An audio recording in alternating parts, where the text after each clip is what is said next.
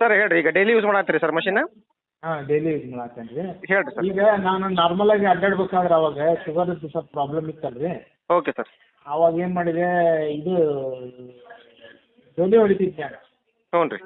ಅಂದ್ರೆ ಹೋಗೋ ಮುಂದಾಗ ಇದು ಆಗ್ತಿತ್ತು ರೀ, ಸರಿಯಾಗಿ ಸ್ಲಿಪ್ ಆಗ್ತಿತ್ತು ರೀ. ಓಕೆ ರೀ. ಈಗ ಆರಾಮ್ ನಮ್ಮ ಮನೆ ಒಳಗೆ ನೀವು ಬಂದಿರಲ್ಲ ಮೇಲ್ಕತ್ತಿ, ಹ್ಞೂ ರೀ. ಸ್ವಲ್ಪ ಆರಾಮ್ ಹತ್ತೇನೆ ನಾನು. ಹೌದಲ್ಲ ರೀ? ಆರಾಮ್ ಖುಷಿಲಿ ಹತ್ತೇನೆ ರೀ. ಸರಿ ಸರ್. ಆಮೇಲೆ ಕೈ ಜೂಮ್ ಅಂತ ಅಂತಿದ್ರಲ್ಲ ಸರ್, ಕೈ ಇಟ್ಟು ಮಾಡಕತ್ತೀರಿ? ಹಾಂ ಮಾಡಕ್ಕೆ ಹೆಂಗೆ ಅನ್ಸೈತೆ ರೀ? ಕಡಿಮೆ ಆಗೈತೆ ರೀ? ಕಡಿಮೆ ಆಗೈತೆ. ಎಷ್ಟು ಆಯ್ತು ಸರ್? ಈಗ ನೀವು ಒಂದು ವಾರ ಆತನ್ ಸರ್ ತೊಗೊಂಡು? ಹಾಂ ಸರ್. ಒಂದು ವಾರ ಆಗೈತೆ ಅಷ್ಟೇ ರೀ?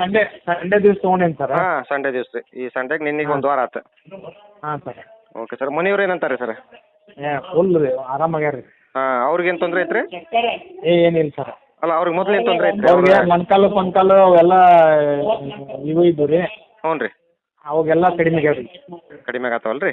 ಹಾಂ ರೀ. ಈಗ ಮತ್ತೆ ಇವತ್ತಿಂದ ಸ್ಪೀಡ್ ಇಟ್ಕೊಂಡಿವ್ರಿ ಈಗ. ಓ, ಬೆಸ್ಟ್ ರೀ ಸರ್. ಹಾಂ ಸರ್.